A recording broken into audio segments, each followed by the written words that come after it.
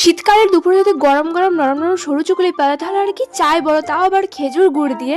তো আজকে আমাদের বাড়িতে আমার মা বানিয়ে নিয়েছিল, তো পুরোটাই তোমাদের সাথে শেয়ার করবো। তো এখানে দেখো চালগুড়িটা পুরোপুরি রেডি, আর এখানে যে কোনো দিয়ে কিছু দিয়ে একটা যাই হোক কোনো সবজি দিয়ে বা যাই হোক দিয়ে। তো এখানে তেলটা প্রথমে ব্রাশ করে নিতে হবে তাওয়ার মধ্যে। তো এটা উনানে খুব তাড়াতাড়ি হয় বলে আমাদের উনানে করছিল, আর বাড়িতে উনানও আছে আমাদের। তো এখানে চালগুড়িটা দিয়ে দিল, আর চালগুড়িটা বানাতে হয় মিনিমাম তোমার ধনেপাতা, আদা বাটা ও নানা রকম মশলা দিয়ে। তোমরা ধনেপাতা না খেলে সেটা স্কিপ করে যেতে পারো। তো এখানে দেখো যে কোনো একটা পাতা, তাল পাতা বা কাঁঠাল পাতা দিয়ে এটা পুরোপুরি গোল করে নিতে হয়। তো গোল করার পর যখন গোল হয়ে যাবে তো তখন একটা থালা বা যে কোনো কিছু ঢাকা দিয়ে দিতে হয়, ওর থেকে বড় হলেও হবে সাইজে।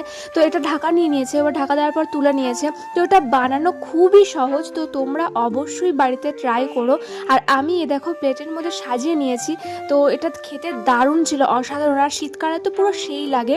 তো গাইস চলো টাটা, আবার নেক্সট ভিডিও নিয়ে আমি খুব তাড়াতাড়ি আসবো। টাটা।